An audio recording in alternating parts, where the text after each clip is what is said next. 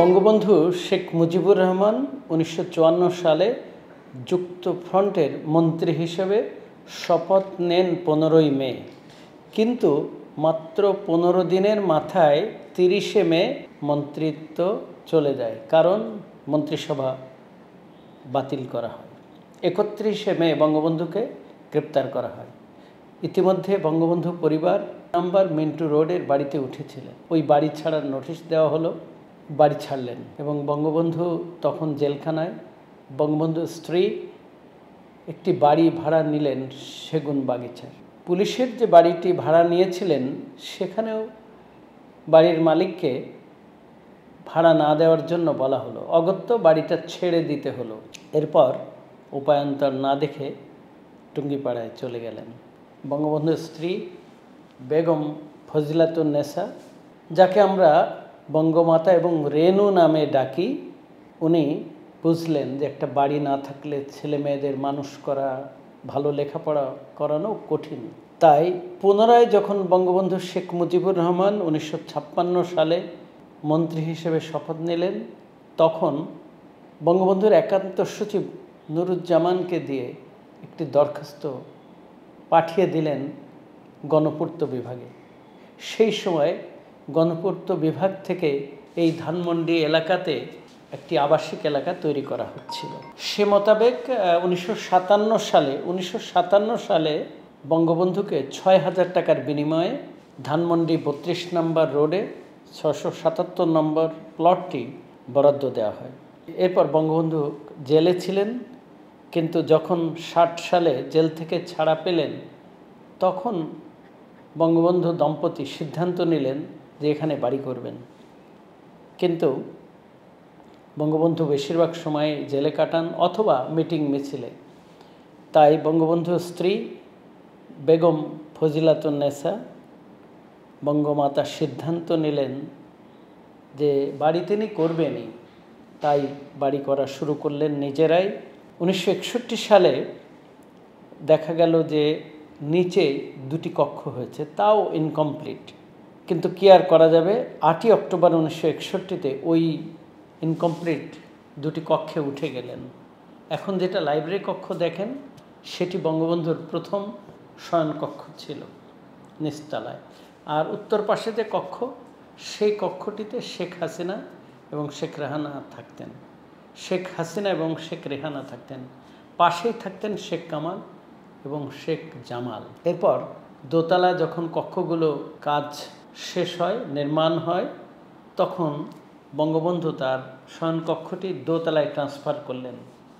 এখন আপনারা দোতলায় যে কক্ষটি দেখেন, যেখানে ঘাতকরা নির্মমভাবে 5 জন সদস্যকে হত্যা করেছে, যে শয়নকক্ষ থেকে, যে শয়নকক্ষ থেকে বঙ্গবন্ধুকে ধরে নিয়ে সিঁড়ি দিয়ে নামানোর চেষ্টা করা হয়েছিল এবং সিঁড়িতেই তাকে জঘন্যতমভাবে এই ঘৃণ্য খুনিরা হত্যা করেছিল।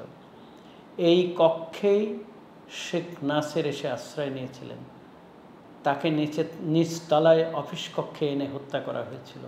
বাদবাকি 5 জনকে এই কক্ষে গুলি করে হত্যা করা হয়েছিল।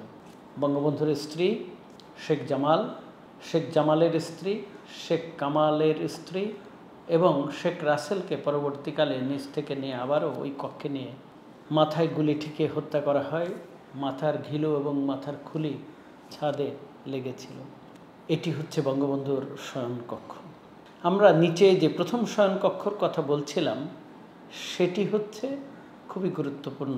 এখনও সেটা লাইব্রেরি। 1971 সালে এটি লুটপাট করা হয়েছিল, কিন্তু বঙ্গবন্ধু যখন আবার ফিরে আসলেন স্বাধীনতার পর, তখন এই কক্ষটিকে আবারও লাইব্রেরি হিসেবে গড়ে তোলা হলো।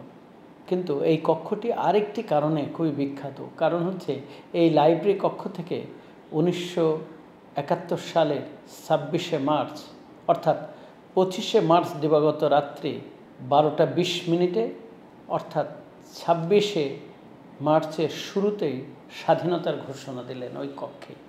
সেজন্য এই কক্ষটি খুবই গুরুত্বপূর্ণ বাংলাদেশের জাতীয় জীবনে, বাংলাদেশের স্বাধীনতা সংগ্রামে। এবং এরপর এই বাড়ির উপরের কক্ষে যদি যাই, দোতলায় যদি যাই, তাহলে দেখবেন যে বঙ্গবন্ধুর শয়নকক্ষ আমি আগেই বলেছি, তার উত্তর পার্শ্বে বঙ্গবন্ধুর জ্যেষ্ঠ কন্যা শেখ হাসিনার কক্ষ, সেটি প্রদর্শন করা হয় না। আর দক্ষিণ পাশের কক্ষটি হচ্ছে শেখ রেহানার। এই শেখ রেহানার কক্ষটিতে বঙ্গবন্ধু পরিবারের যাদেরকে হত্যা করা হয়েছে তাদের জামা কাপড় আছে, বুলেটও ওখানে রাখা হয়েছে এবং সেগুলো প্রদর্শন করা হয়েছে বঙ্গবন্ধু পরিবারের সকলের পোশাক আশাক এবং ব্যবহৃত কিছু জিনিসপত্র।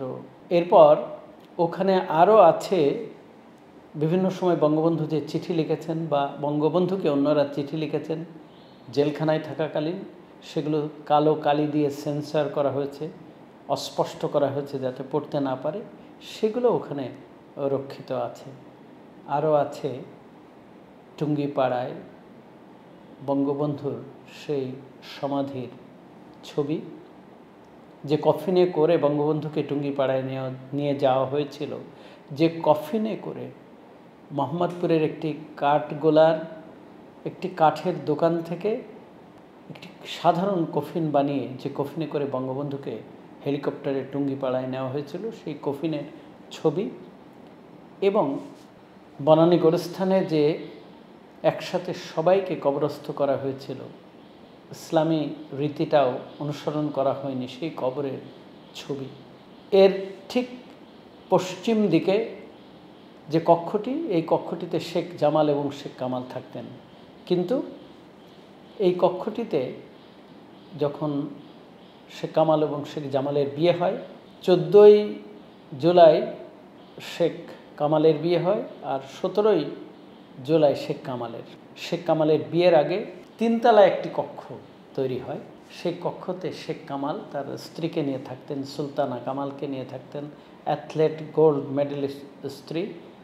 আর এই কক্ষটিতে আপনারা দেখবেন সেতার আছে, এই কক্ষটিতে অর্গান আছে। বঙ্গবন্ধুর জ্যেষ্ঠ পুত্র শেখ কামাল সংস্কৃতি ব্যক্তিত্ব ছিলেন। তিনি নাটক করতেন, নাটক লিখতেন, গান করতেন, গান শুনতেও ভালোবাসতেন। ওই ছাদেই প্রায় গানের আসর বসত। এই কক্ষটিতে, এই 3 তলার কক্ষটিতে শেখ কামাল দম্পতি থাকতেন। আর আগেই বলেছি শেখ জামাল, যে কক্ষটিতে শেখ কামাল এবং শেখ জামাল থাকতেন দোতলার, শেখ রেহানা কক্ষর পশ্চিম দিকে, সেখানে শেখ জামাল তার স্ত্রী রোজি জামালকে নিয়ে থাকতেন, তবে খুবই সংক্ষিপ্ত সময়, মাত্র 1 মাসের জন্য। আর ছোট ছেলে শেখ রাসেল বঙ্গবন্ধুদের সাথে থাকতেন। এই বাড়ির পরিচয়, এই বাড়িটি একাধারে শহরের বাড়ি, অন্যদিকে গ্রামের বাড়ি। বঙ্গবন্ধু সবসময় গ্রামের মানুষের জন্য লড়াই করছেন, শ্রমিকদের জন্য লড়াই করেছেন, কৃষকের জন্য দাবি আদায়ের কথা বলেছেন। তাই এই বাড়িটি ছিল কৃষক শ্রমিক, আবার শহরে বাড়ি। তাই এই বাড়ির পিছনে যদি আপনি লক্ষ্য করেন, দেখবেন মেজবানখানার মতো একটা রান্নাঘর, বেশ বড় বড় ডেক আছে, সেখানে অতিথিরা আসতেন।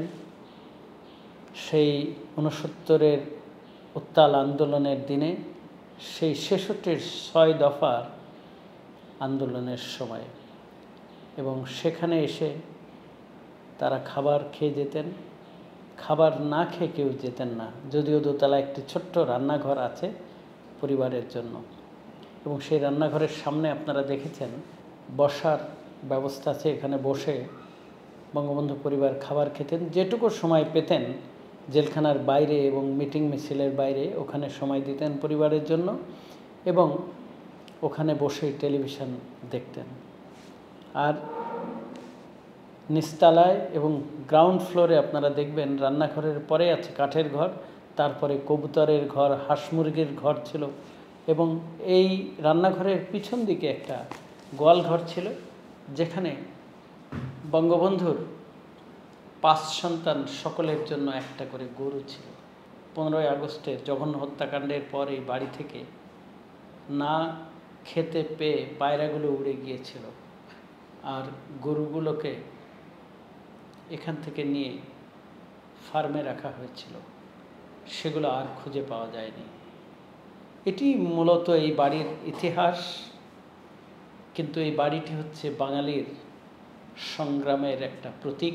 এই বাড়িটি হচ্ছে মুক্তির কেন্দ্রবিন্দু, এই বাড়িটি হচ্ছে স্বাধীনতার প্রতীক।